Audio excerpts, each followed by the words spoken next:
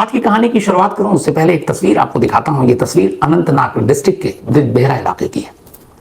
अभी तक की जो इंटेलिजेंस एनआईए की इन्वेस्टिगेशन, जम्मू कश्मीर पुलिस की जो शुरुआती तफ्तीश है, उसके बाद जो चीजें निकल कर आई वो ये थी कि इस पहलगाम के हमले में जो 22 अप्रैल दोपहर को 3 बजे के दरमियान अंजाम दिया गया, 5 टेररिस्ट शामिल थे।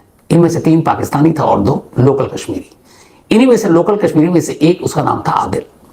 आदिल लीगल वीजा पर पाकिस्तान गया था वाघा बॉर्डर के थ्रू, और वहां जाकर वो पीओके गया, पाक ऑक्युपाइड कश्मीर में, और वहां उसने टीआरएफ के बैनर तले ट्रेनिंग ली। 2020 बल्कि 24 में लास्ट ईयर वो वापस लौटा। आदिल के ऊपर इल्जाम यह है कि पाकिस्तान से आए बाकी के 3 टेररिस्ट को उसने पनाह दी और उनको रास्ता, रूट और एक तरह से उनके लिए गाइड का काम किया, और इस पूरी साजिश में भी वो उनके साथ था। तो जैसे आदिल के बारे में जानकारी मिली, अपनी सिक्योरिटी फोर्सेज आज यानी फ्राइडे को अनंतनाग के उसके घर पहुंचती है और उसके इस घर को बॉम्ब से उड़ा देती है। तो इस पहलगाम के गुनहगारों में से एक, हालांकि वो हाथ नहीं लगा, लेकिन उसके घर को नेस्तनाबूद कर दिया गया। ये उसकी तस्वीर थी। अब आते हैं आज की कहानी के ऊपर। क्या पहलगाम का हमला और 26 बेकसूर सैलानियों की मौत पाकिस्तानी आर्मी के चीफ, उनके जनरल के सिर्फ एक सनक का नतीजा है? ये सवाल इसलिए उठ रहा है क्योंकि सिर्फ 6 दिन पहले पाकिस्तान के आर्मी चीफ ने एक स्टेटमेंट दिया था। पाकिस्तान के आर्मी चीफ है इस वक्त असीम मुनीर। असीम मुनीर वो शख्स है, जब इमरान खान पाकिस्तान के प्राइम मिनिस्टर थे तब झगड़ा हो गया था और इमरान खान ने 8 महीने के अंदर अंदर असीम मुनीर को हटा दिया। उसके बाद शहबाज शरीफ की सरकार आई, इमरान खान जेल चले गए। तो फिर सितंबर 2024 में, ये वही सितंबर 2024 नहीं बल्कि 2022 में, इनको पाकिस्तान का आर्मी चीफ बनाया गया, असीम मुनीर को। असीम मुनीर इससे पहले पाकिस्तानी खुफिया एजेंसी आईएसआई का डायरेक्टर भी रहा, और ये वही असीम मुनीर है जिसने 2024 में पहली बार रिकॉर्ड पर यह बात एक्सेप्ट की थी कि करगिल वॉर में पाकिस्तानी आर्मी का हाथ था, जिससे पाकिस्तान सरकार अब तक मना करती रही थी कि हमारा कोई रोल नहीं है। लेकिन पाकिस्तान के आर्मी के सबसे टॉप जनरल ने पहली बार ऑन कैमरा रिकॉर्ड पर यह बात मानी कि करगिल वॉर के पीछे उनकी सेना थी। असीम मुनीर के बारे में कहा जाता है कि बहुत बड़ा बोला इंसान है और अपनी आर्मी में, अपने ही फौज के अंदर अपनी ताकत को बहुत ज्यादा बढ़ाना चाहता है, इतना ज्यादा कि फिर पाकिस्तान के हुक्मरान भी नीचे उसके बौनी लगे। हालांकि पाकिस्तान में शुरू से ही आर्मी का दबदबा रहा है। हुकूमत तो वहां की कठपुतली होती है, खासतौर पर फॉरेन अफेयर्स के मामले में, वो भी इंडिया के रिश्ते के मामले में। सरकार चाहे जो कर ले, होता वही है जो पाकिस्तान की आर्मी चाहती है। 16 अप्रैल 2025 की बात है, यानी इस पहलगाम के अटैक से 6 दिन पहले। ये 22 अप्रैल को हमला हुआ और उससे पहले 6 दिन पहले 16 अप्रैल 2025 इस्लामाबाद में एक ओवरसीज पाकिस्तानी कन्वेंशन था, और इस ओवरसीज पाकिस्तानी कन्वेंशन में मेन जो चीफ गेस्ट थे वो थे जनरल असीम मुनीर, पाकिस्तानी आर्मी के चीफ। और ये वहां पर एक लाइन बोलते हैं, और इस एक लाइन को ही इस पहलगाम के हमले से अब जोड़कर देखा जा रहा है। पाकिस्तानी आर्मी चीफ ने बाकायदा एक उस फोरम पर, जिसको रिकॉर्ड किया जा रहा था, जो पाकिस्तान की मीडिया वहां मौजूद थी, वो कहते हैं कि कश्मीर हमारे गले की नस था और नस रहेगा हमेशा, और हम इसे कभी नहीं भूलेंगे। हम अपने कश्मीरी भाइयों को उनके वीरतापूर्ण संघर्ष में अकेले नहीं छोड़ेंगे। अब वीरतापूर्ण संघर्ष जाहिर सी बात उर्दू जुबान में बोली होगी, ये ट्रांसलेशन है।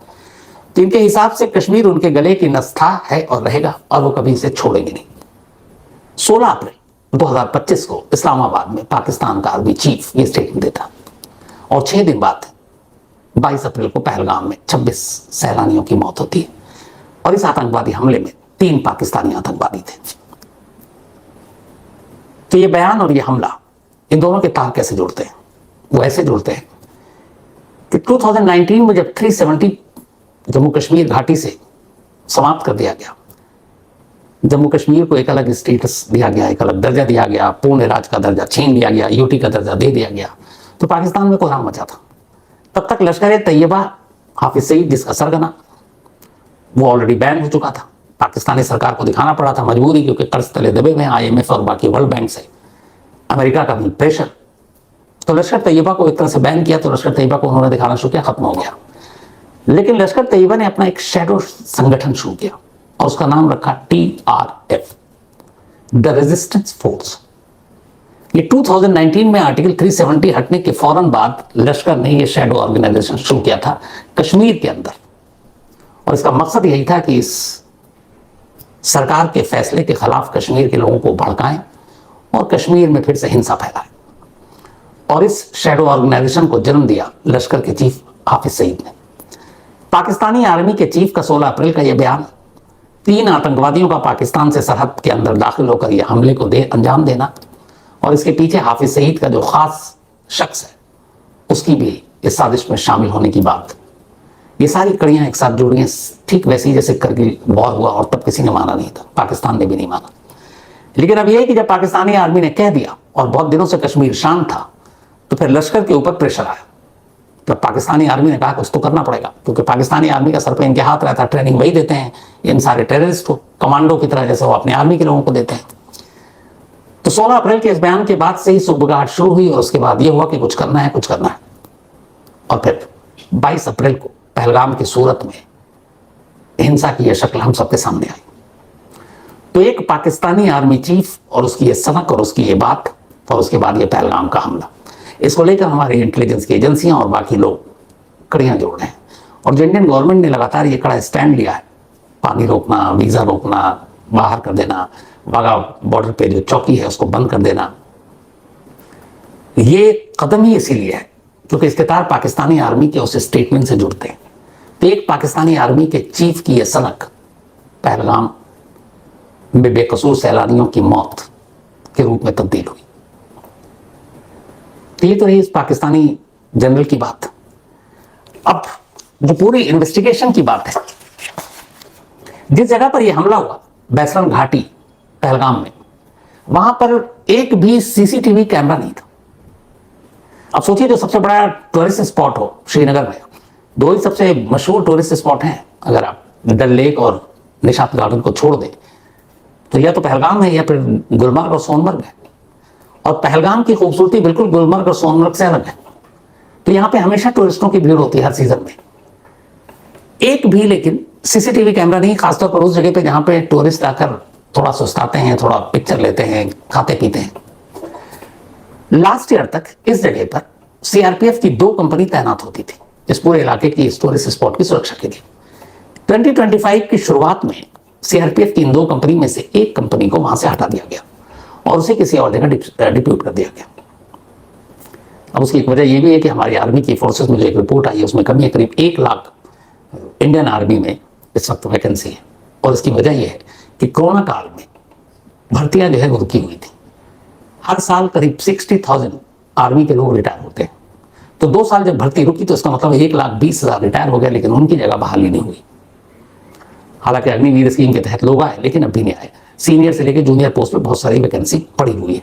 और उसी का असर यह है कि जब आप डिप्लॉय करते हैं चीज़ों को कहीं और, अपनी यूनिट को, कंपनी को, तो फिर मैन फोर्स की कमी के साथ ये कमियां आती हैं। और यही वजह है कि इस साल की शुरुआत में सीआरपीएफ की 2 में से 1 कंपनी को वहां से हटा दिया गया था। उसकी वजह यह थी कि शायद एक गलतफहमी भी कि टूरिस्ट स्पॉट पर कभी टेररिस्ट अटैक तो हुआ नहीं।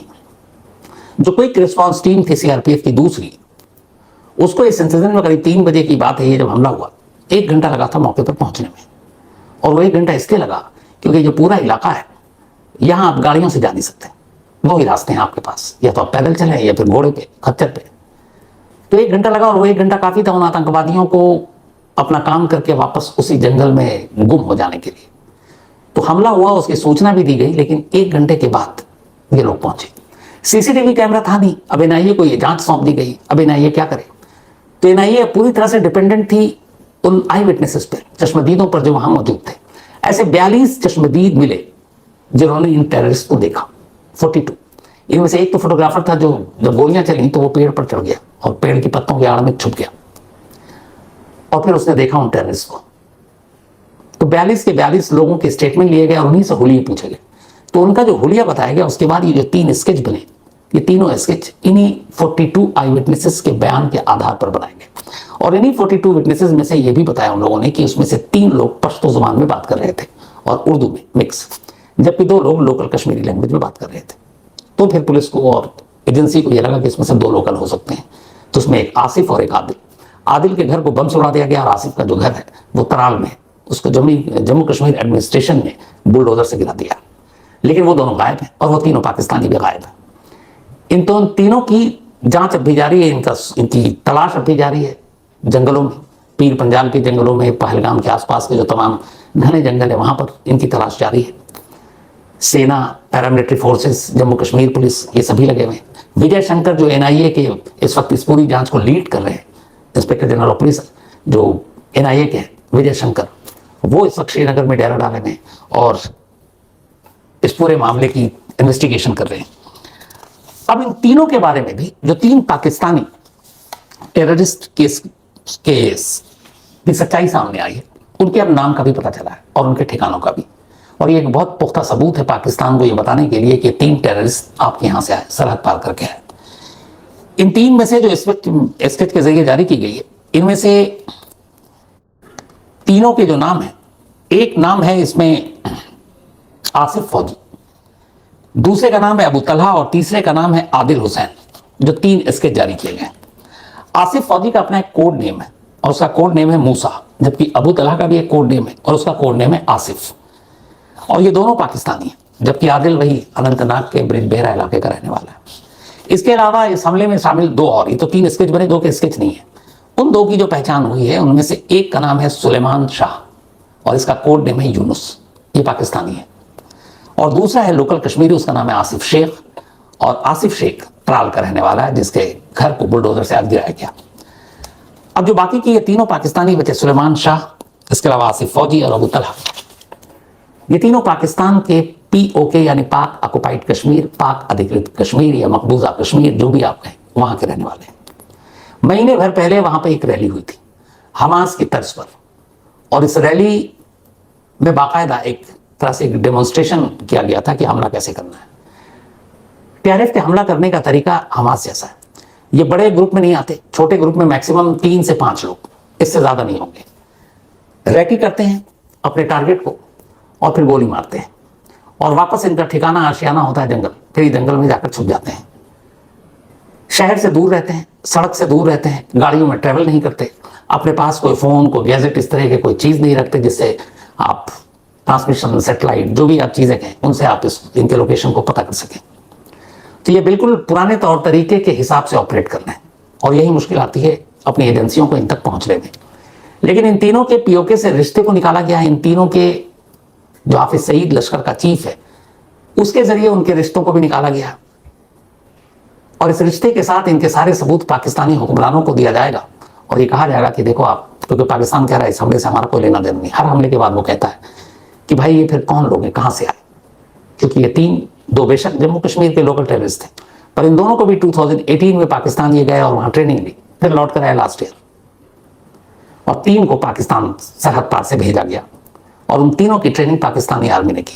उसी पाकिस्तानी आर्मी ने जिसके जनरल असीम मुनीर ने 16 अप्रैल को ये स्टेटमेंट दिया कि कश्मीर हमारे गले की नस है जिसे हम भूल नहीं सकते, ना आज न कल न परसों।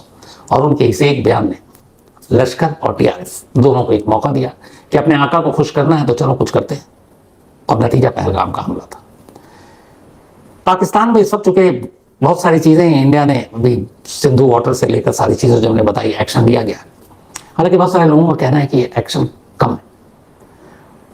जहां तक पानी की बात है उससे भी बहुत ज्यादा फर्क पड़ने वाला नहीं, लेकिन पाकिस्तान की सोशल मीडिया में और पाकिस्तान के व्हाट्सएप पर कुछ मैसेजेस चल रहे हैं, और इन बड़े ही, मतलब इसके बारे में क्या कहूं, इसमें मैसेज ये चल रहा है ग्रुप में, वहां व्हाट्सएप पर पाकिस्तान, सुनिएगा, ये चल रहा है कि जब इंडिया वाले कोई ऐसी धमकी दो जिससे हम डरे, हमें ऐसे मत धमकाओ जो हमारी सरकार हमें खुद धमकाती है, यानी पाकिस्तान की सरकार ही हमें डेली धमकाती है, तो ऐसी धमकी मत दो। नीचे लिखा होता है पानी रोक लो, वो तो वैसे नहीं आता, मार दोगे, हमारी पाकिस्तानी सरकार तो हमें वैसे ही मार रही है, लाहौर ले लोगे, ले लो, आधे घंटे में खुद ही लौटा दोगे तंग आकर। ये सारे मैसेजेस चल रहे हैं वहां पर। अब इसे अंदाजा लगाइए कि वहां के लोग ही वहां की सरकार और फोर्सेस को लेकर क्या राय रखते हैं।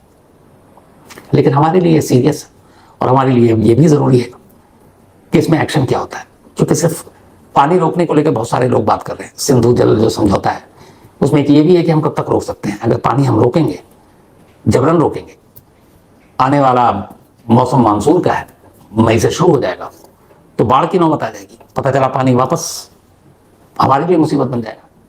तो ये सब कब तक, फुल ऑपरेशन कब, यही सवाल है। और उससे पहले ये कि ये जो 5 लोग हैं, इतनी बड़ी हमारी सारी फोर्सेस लगी हुई हैं, पहले तो इनके किए की सजा देना, तो वो कब तक।